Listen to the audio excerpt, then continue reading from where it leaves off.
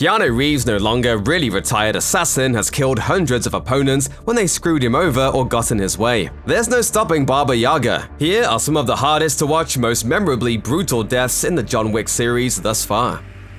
This is the death that set John Wick off on his killing spree, and any animal lover can likely relate to such an urge. Underneath all the glorious violence and destruction, this franchise is ultimately an ode to man's best friends, dogs and cars. Director Chad Stahelski professed a love of dogs to Uproxx in 2019, saying his began as a child in a household that raised Irish wolfhounds. Stahelski's background inspired him to incorporate dogs into the John Wick films. We see this first with the adorable baby beagle, gifted to Wick posthumously by his recently deceased wife, Helen. Her passing sets the stage for the first film, and knowing her time was near, she scheduled Daisy's arrival for when John would need her most. The puppy acts as an anchor for the grieving husband, giving him a reason to keep going each day. Tragically, his tentative grip on becoming whole slips away when Russian thugs break into his house, kill Daisy, and steal his prized '69 Mustang, a wedding gift from Helen. It's heartbreaking to see the little puppy die, so much so that even the actor tasked with killing the puppy on set felt the need to cuddle Daisy between takes. You can't blame John for hunting down every person affiliated with killing that innocent puppy and stealing his car. But thankfully, in real life, the beagle is alive and well, and has been living with a loving family who have since renamed him Wick. Wick committed the ultimate unforgivable sin in John Wick Chapter 2, when he killed Santino D'Antonio on the neutral ground of the Continental. This set every bounty hunter in the city after Wick, who attempted to lose them in Chapter 3 Parabellum by hiding out in a Central Park horse stable. In one of his most creative and brutal moves, Wick used one of the horses in the stables as a weapon to fend off his pursuers. Placing the horse between himself and one of the assassins, Wick encouraged the horse to back-kick his opponent in the sternum. He then slapped the horse's thigh, so it followed with a double back kick to the guy's jaw, who instantly drops like a sack of potatoes. Then Wick wrapped the horse's reins around his last living opponent's neck, dragging him from the stable behind him. It's pretty intense and not a position anyone would ever want to be in. After escaping from the stable on his death horse in Parabellum, Wick is pursued by motorcyclist gangsters through downtown Manhattan. In the process, Wick executes some amazing trick riding and manages to vanquish all those in pursuit. The motorcyclists get shot in the face and crash into other cars pretty hard. Amazingly, Keanu Reeves performed the stunt riding in the scene, skills he originally acquired while shooting the 2013 action and fantasy film 47 Ronin. In order to keep Reeves safe while filming the scene, the crew set up a custom wire harness to act as a safety net in case he fell or the horse took off unexpectedly. Even with the safety harness, Reeves had some close calls, which required him to quickly pull his feet out of the stirrups and, quote, make himself small so as to not hit anything. It sounds like Reeves' job sometimes is almost as dangerous as that of John Wick. In an ironic twist, the Russian thug who orchestrated breaking into John's house was the son of Russian crime boss Viggo Tarasov. As we learn in the original film, Wick and Tarasov were former associates when he was still an assassin, before Wick quit his life of crime and killing to settle down and marry Helen. So after Viggo learns what his son has done, he warns Yosef about Wick's, quote, focus, commitment, and sheer will, comparing him to the Russian boogeyman.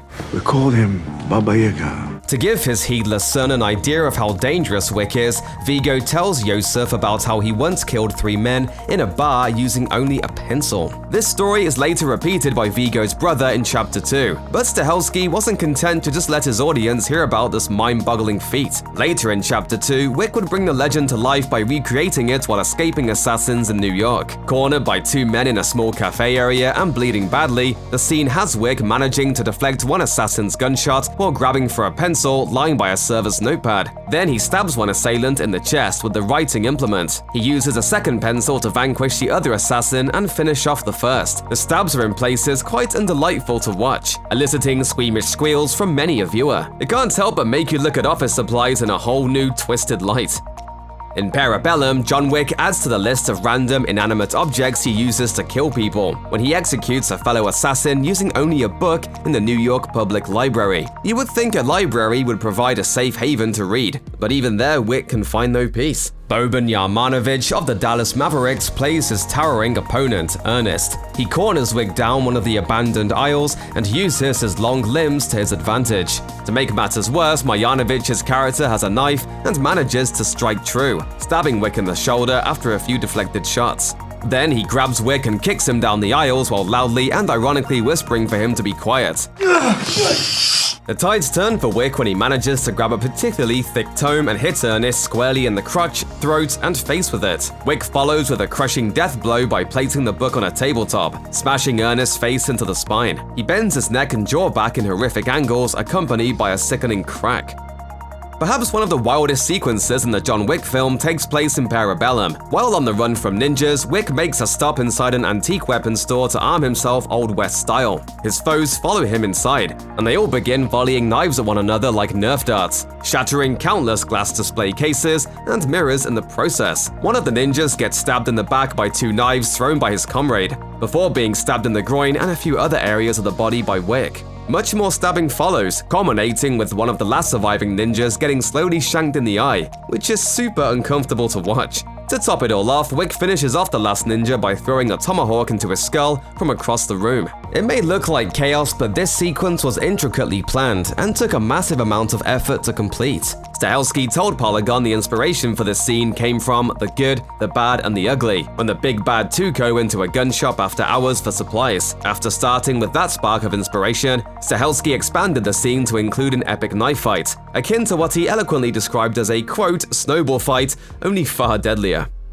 Many scenes in the John Wick films use a combination of CGI and practical effects to create images that would otherwise be impossible or incredibly dangerous to perform without digital aid. One such example is an epic motorcycle chase scene in Parabellum, when some of Zero's ninjas are chasing Wick through Brooklyn. The scene gets even spicier when the ninjas pull out katanas and attempt to slice and dice Wick while they're all riding around on 2 wheels. Wick manages to turn their sword against them, skewering ninjas like shish kebabs, who then crash into each other in an explosive domino effect. Despite the hyper-realism of the scene, the riders hitting the pavement were all edited into the scene with CGI, layered into shots with real actors astride motorcycle sled rigs mounted in front of green screens. The cringe-inducing scenes go to show how great of a job the visual effects team performed.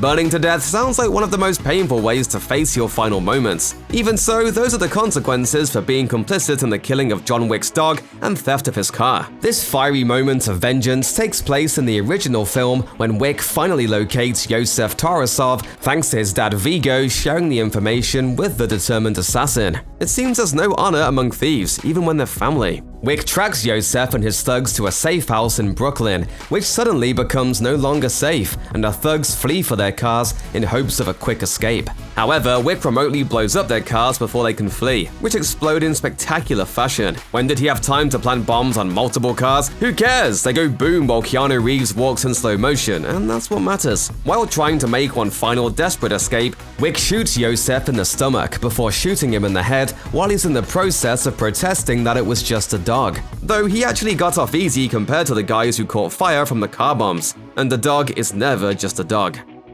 John may not be able to bring his puppy Daisy back, but at least he's able to reunite with his car. Chapter 2 opens with Wick infiltrating the chop shop of Abram Tarasov, uncle and brother to the late Yosef and Vigo, respectively. With Wick's '69 Mustang in his shop, he fears the boogeymen will come for his car and leave a path of collateral damage in his wake. Abram fills an accomplice in on the gritty details of Wick's capabilities and their serious predicament. While Tarasov is telling his story, Wick is right outside, working his way into the shop by quietly taking out Abram's guys one at a time. One of those guys is on a smoke break when Wick sneaks up behind him, and as Tarasov's voiceover plays on, describing Wick's focus, commitment, and sheer will, Wick shoves a cigarette down the man's throat from the rear, then punches him in the gut, and while covering his mouth, forces a smoldering cigarette down the man's throat. One can only imagine how brutally that would hurt. After decades of folks complaining that Hollywood glamorizes smoking, here's one scene that would seem to drive home another, albeit rare, danger associated with nicotine addiction. Wick continues his quest to get his car back with his next most brutal kill, which follows shortly after choking Abram's thug with his own cigarette. The vengeful assassin sneaks up behind the next baddie he crosses paths with at the chop shop, only this bad guy has made the wise decision not to smoke. So Wick does what he does best, and improvises by taking him down and choking him with a wire. It seems like a very slow, painful way to die, especially compared to how quickly a lot of the other deaths occur in the film via more humane manners, such as point-blank gunshots. This may seem like a hard death to swallow, but many follow in John Wick's bloody footsteps. At least he gets his car back, even if he does immediately trash it while making his getaway. It just goes to show with the right level of focus, commitment, and sheer will, anything is possible, even killing hundreds of people in endlessly creative and savage ways. Stahelski told the Los Angeles Times in 2019 that he and his stunt team got bored easily with repetition, so it will be interesting to see how they keep all the killing feeling novel in the upcoming films. Check out one of our newest videos right here, plus even more Looper videos about your favorite movies are coming soon. Subscribe to our YouTube channel and hit the bell so you don't miss a single one.